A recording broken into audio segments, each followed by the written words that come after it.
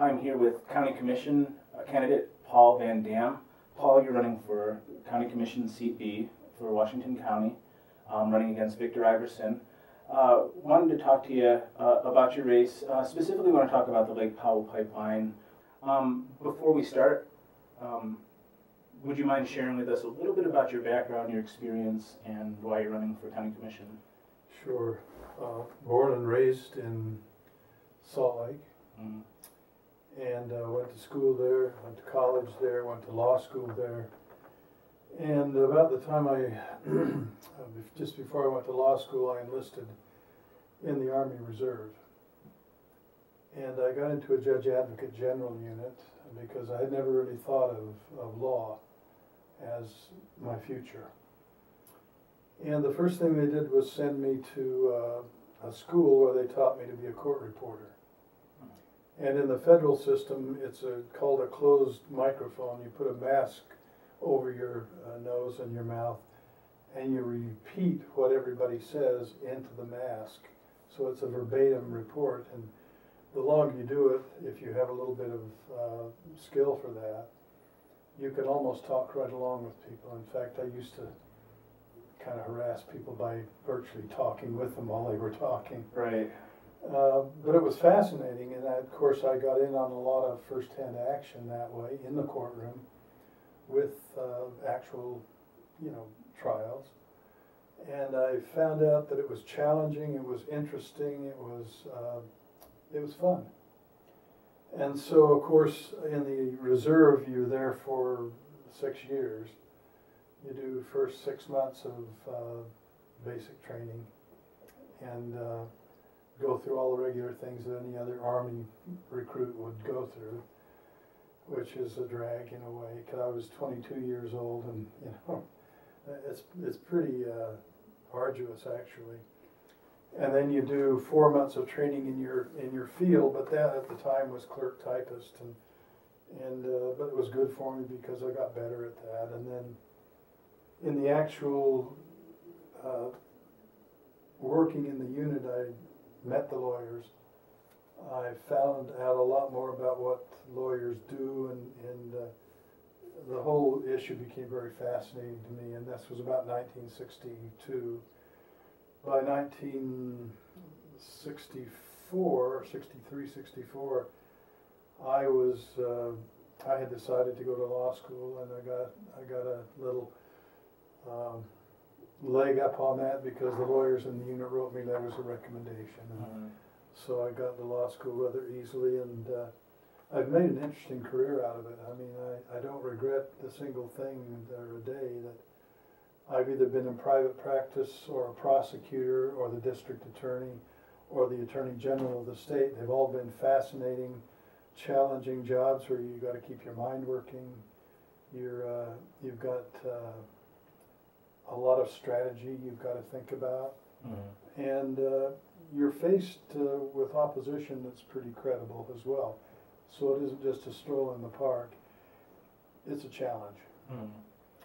So I basically went through, my career is about half private practice, half being either in government as a prosecutor or as a DA, and then the Attorney General. I did 1 term of each of those and only did a single term of 4 years. I never was attracted to running for the second term. That devolves into that whole money raising,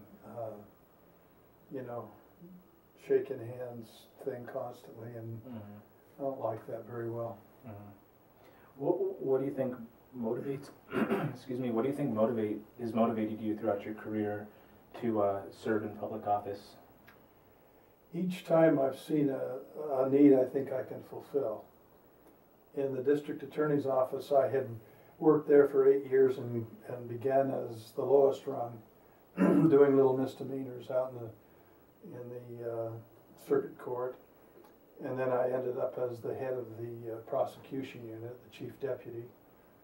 And I put together a federal grant that combined the county attorney's office with the district attorney's office.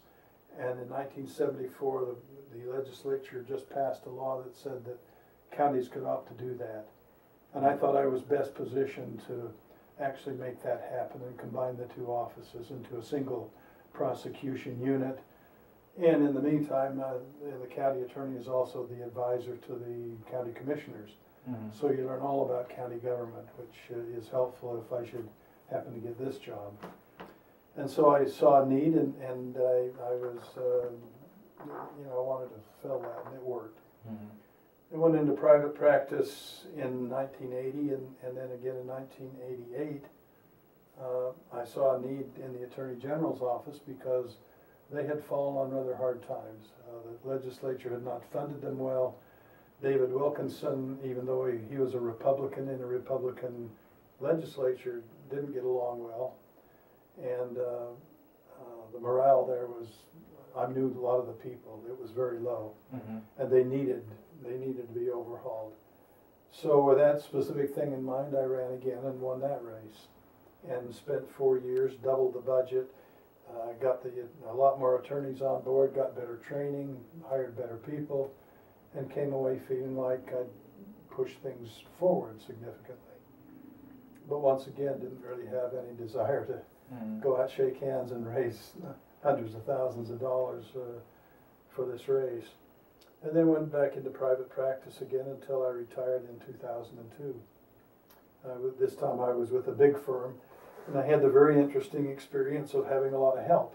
And before that I had been either in a small firm or a sole practitioner without much help. And it was quite interesting to have people that would do your research for you and write things for you and prepare, exhibits. And so it kind of finished things up nicely. Well, this is another instance where I moved here. I actually bought property here back in 1976, but I moved here in 2008. And the first day that I was here, I was hired as the head of Citizens for Dixie's Future. And they gave a presentation on the Lake Powell Pipeline the second day I was here to the Chamber of Commerce. And that was a tough assignment because they're generally supportive of the pipeline. And I was making a presentation saying I didn't think we needed it.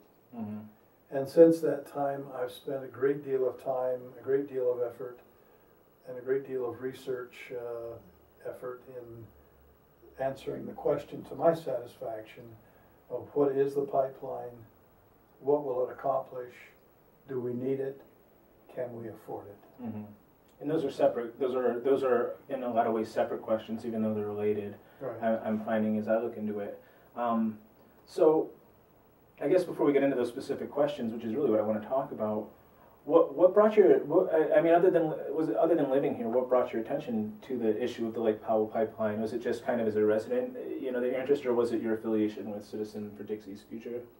It started out in Salt Lake County because in 1975, when I took office, the Central Utah project was a very, very large issue because Jimmy Carter, President Carter, had proposed cutting funding for it.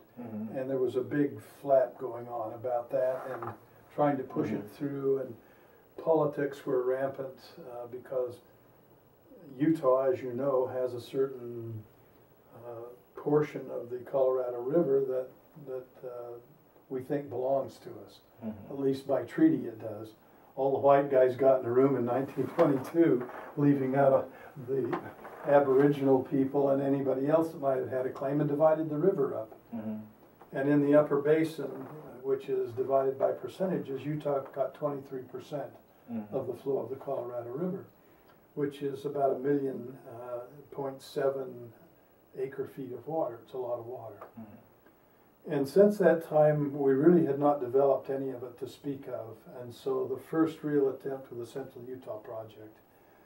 And as I took office as the district attorney, it was brought to my attention that we may get this glut of water coming through the Central Utah project to Salt Lake Valley, although we're just getting it now, and it's been almost 40 years.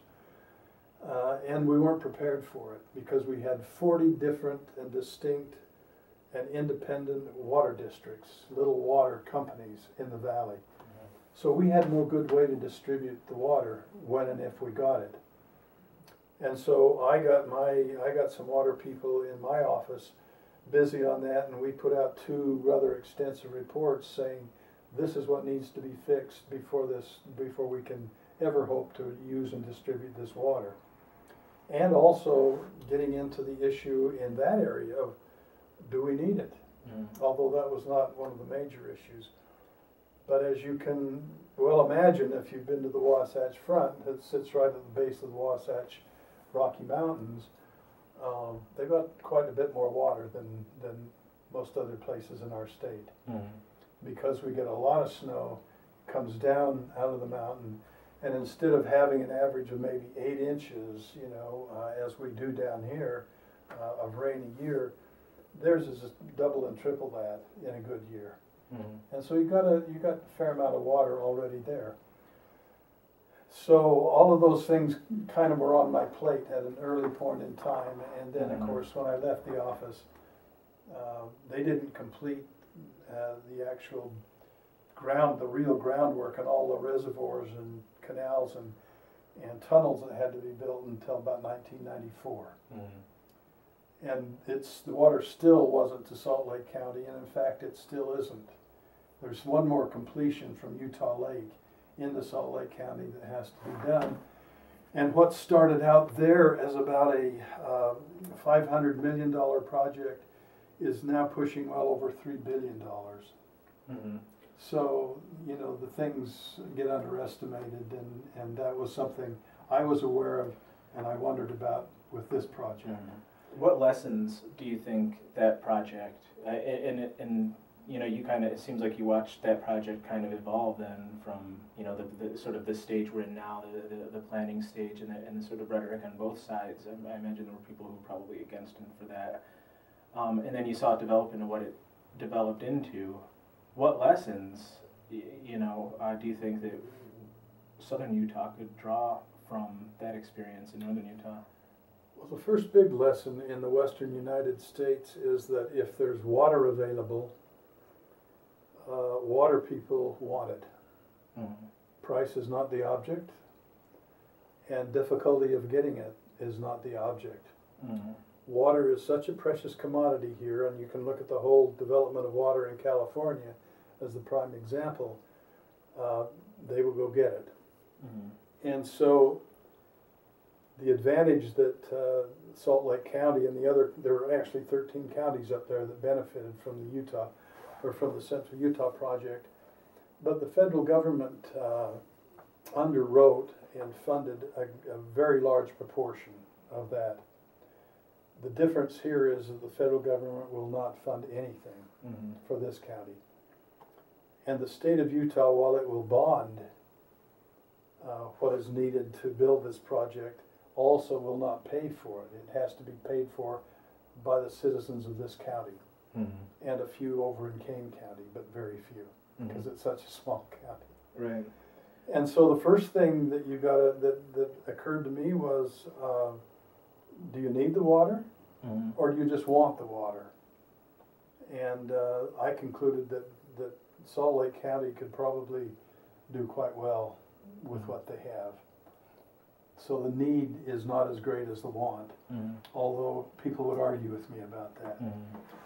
And it's the same thing down here that you have to consider, first of all, and what will it cost is the next big thing, because it started out as a fairly humble multi-million, $100 million thing, and it ends up as a multi-billion-dollar project.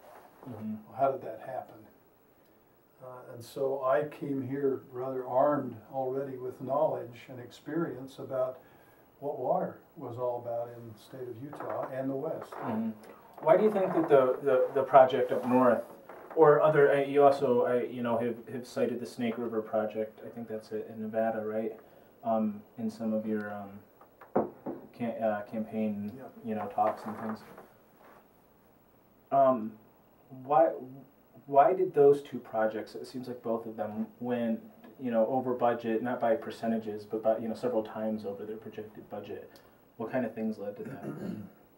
Well, the passage of time is one big thing, because projects typically go up in expense by about 8% a year.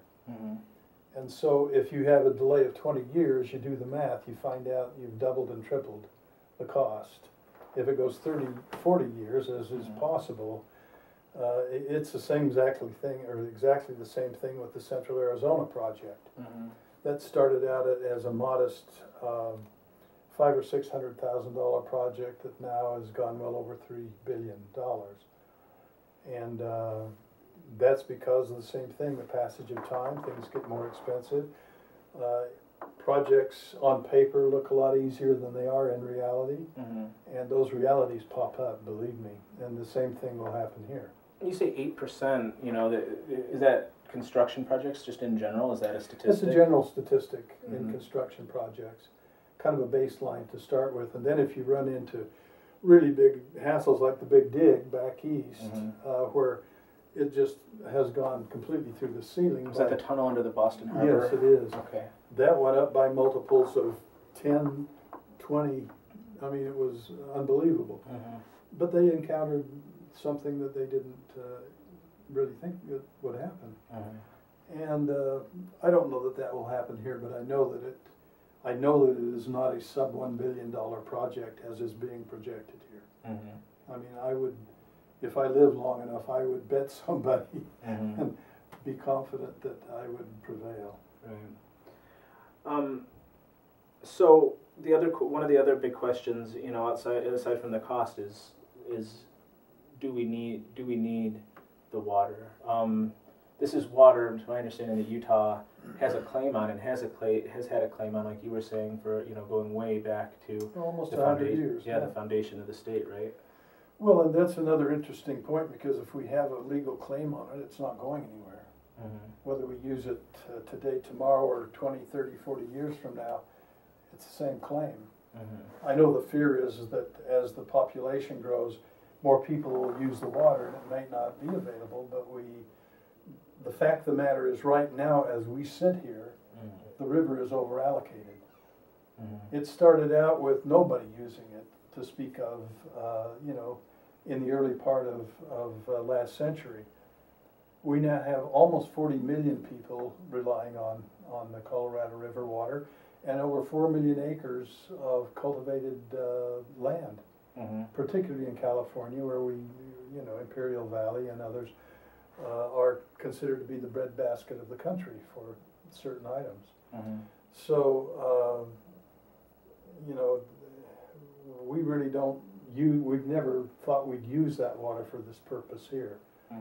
This water is for people, for Utah. Yes, we do have a legal claim, and even though it's over allocated, we probably could safely withdraw 100,000 acres of water, even though we probably have 400,000 acres remaining. I don't think we'll ever see that. And so the water's there by treaty, the Treaty of 1922, with all the states in the Colorado River Basin.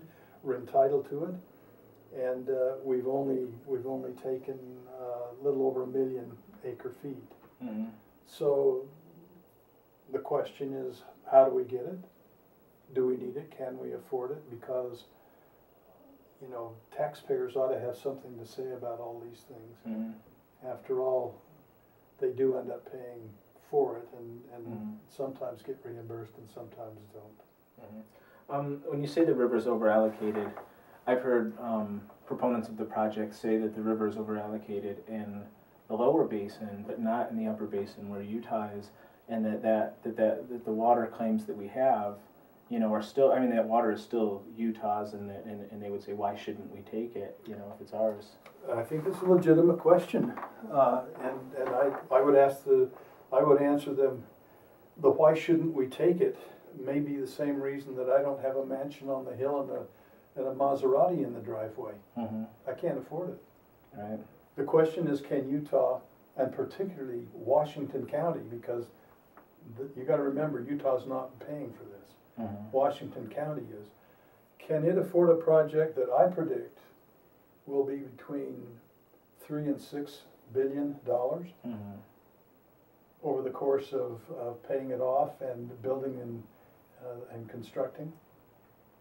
And if you begin to do the math on that, even though you may have from 50 to 100 years to pay it off, it's a very, very heavy burden, particularly in the beginning until the population gets a lot bigger than it is right now. So between $3 and $6 billion, where do you get that figure? Well, first of all, they estimated 3 years ago that it would be about $1 billion, more or less, a little bit under. You mentioned the Snake Valley Pipeline in Nevada. That's a 280-mile pipeline, just about exactly twice as long as what we're proposing. It's 6 inches bigger, but it has many of the same features, with the exception at the beginning it goes out to a lot of sources, so there's a lot of little pipes coming in. Then it gets into the big pipe and they pump it to Las Vegas. They don't have any big lifts like we do. And so that pipeline 2 years ago, and they put it out to bid. They put it out to, to a commercial private company to estimate how much it would cost to build that. That estimate came back at $15.1 billion, including interest, over a 50-year period. And that's a shorter period than we have, but I mean, that's at least comparable. You have to ask yourself the question, why is it going to take them over $15 billion to build a pipeline that's just twice as long and comparable in most ways? The only thing I can figure out is they've grossly overestimated their costs, which I doubt, from a private firm, or we've grossly underestimated our costs. So I split the difference. And then I've also looked at other pipelines, because there are pipelines that have been proposed on the Colorado River that have not yet been built, but the Million Pipeline has been proposed to take water from Flaming Gorge to the Colorado Front Range. Wyoming has proposed a pipeline to take more of their share of the water from Flaming Gorge again.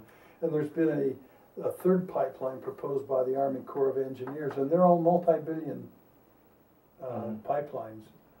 And one of them's longer, and two of them are about the same length. But none of them are under $1 billion, and none of them are $1 billion. And two of them are being financed by the government, if they are ever built, and the other one is a private project by Mr. Million himself. When you say financed by the government, you could say that, the Lake Powell Pipeline would be financed by the state, but it would be paid back, right, by the residents of Washington County and Kane County. Right. So when you say financed by the government, do you mean that like the federal government is subsidizing the program, or is it similar to what? There are three separate funding schemes going on there. The Million Pipeline is a private venture. The state of Wyoming's proposal is a state funded project, the whole state, not just one county. Right. And the other one is the Corps of Engineers. I don't know who's going to be paying for that. I haven't spent a lot of time looking at that. Just looked at the price. This is different because there is a law passed by our state legislature in 2006 that says that the state of Utah can bond if it's able to do that for the cost of the pipeline, and then that the water users will pay it back. The reason this hasn't happened so far, quite frankly, is that the state of Utah doesn't know how to make this work.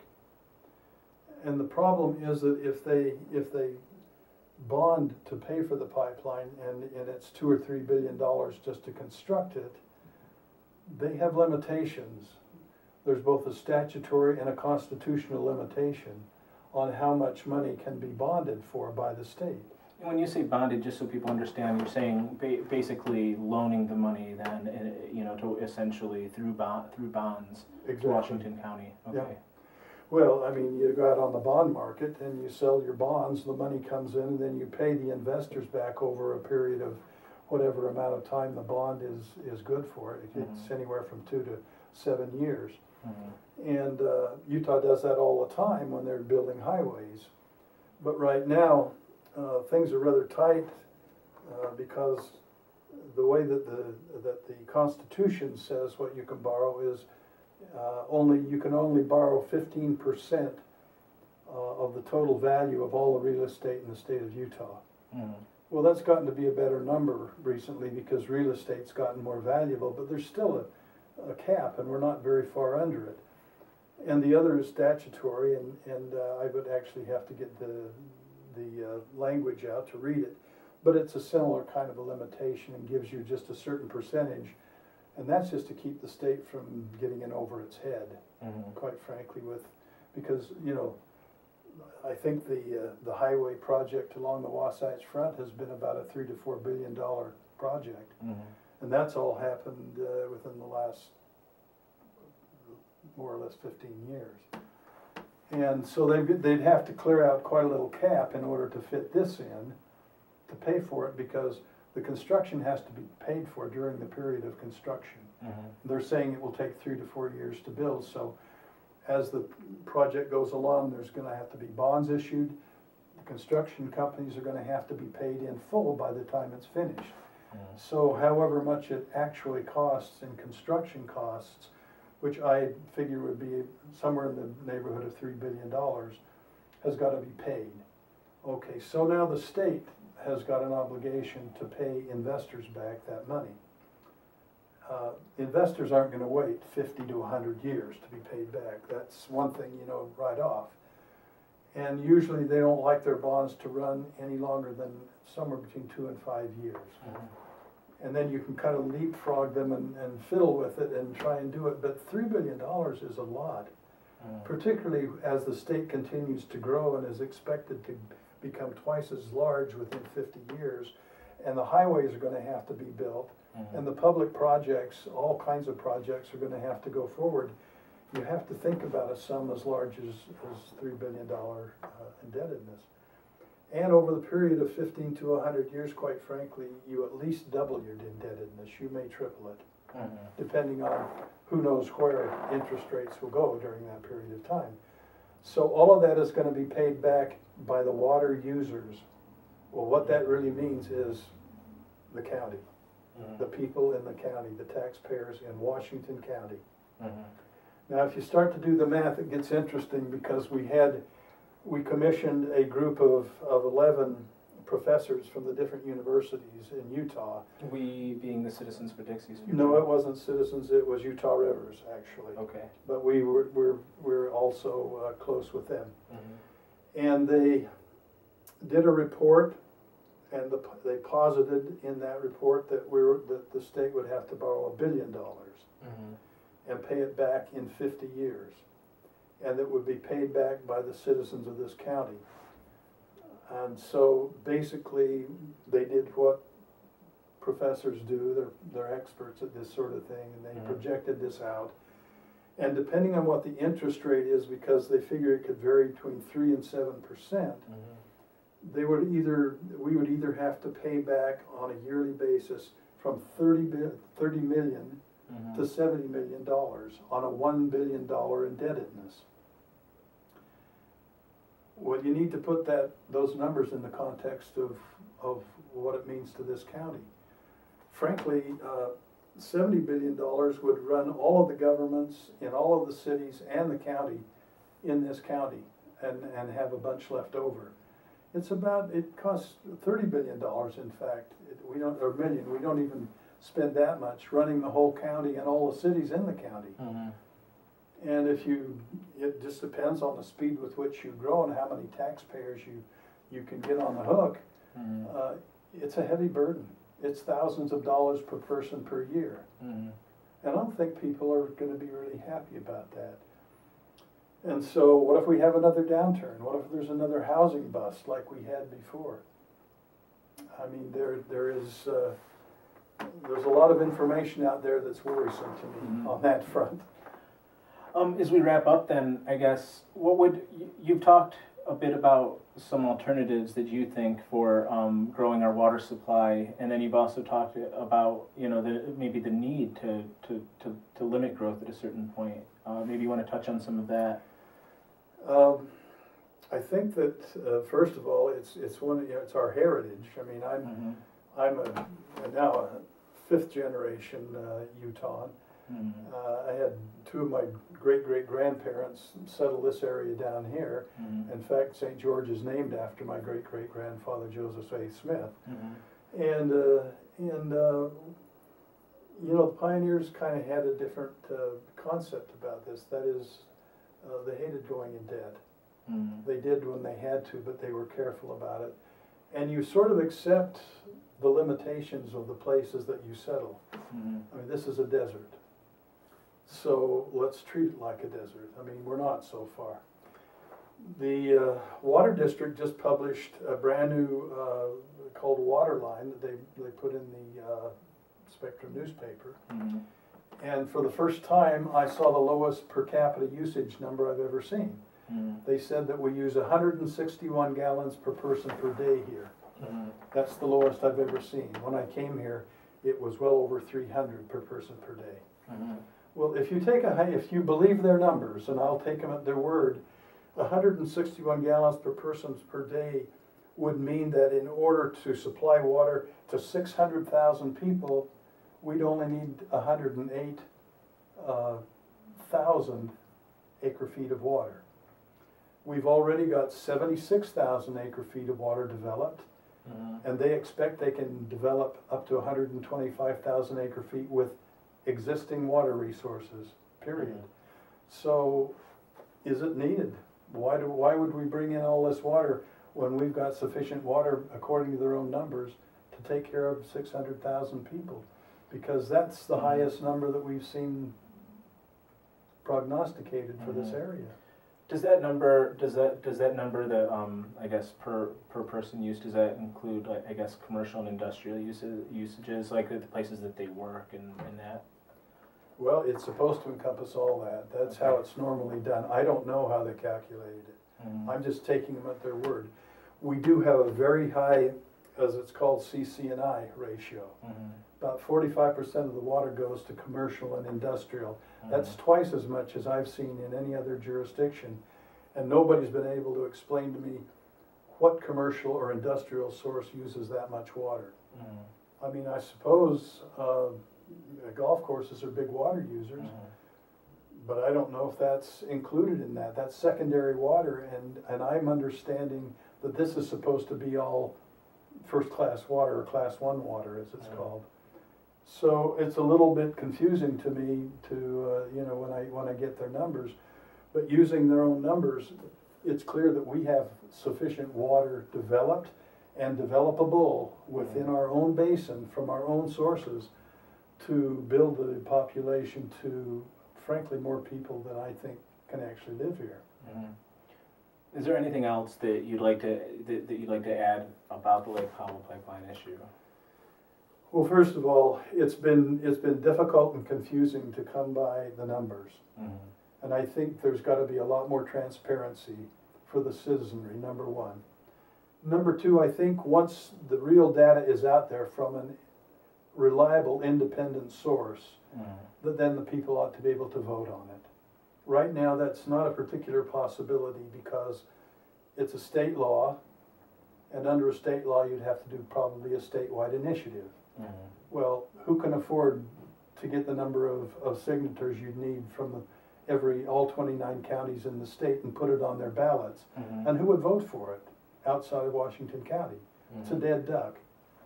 But I think if they really want it to happen here, then they've got to change the law to where we in this county, given accurate facts and a good discussion, can decide whether or not we as taxpayers want to jump in that deep lake. Thank you very much. I appreciate you taking the time today. My pleasure, Michael. Thanks.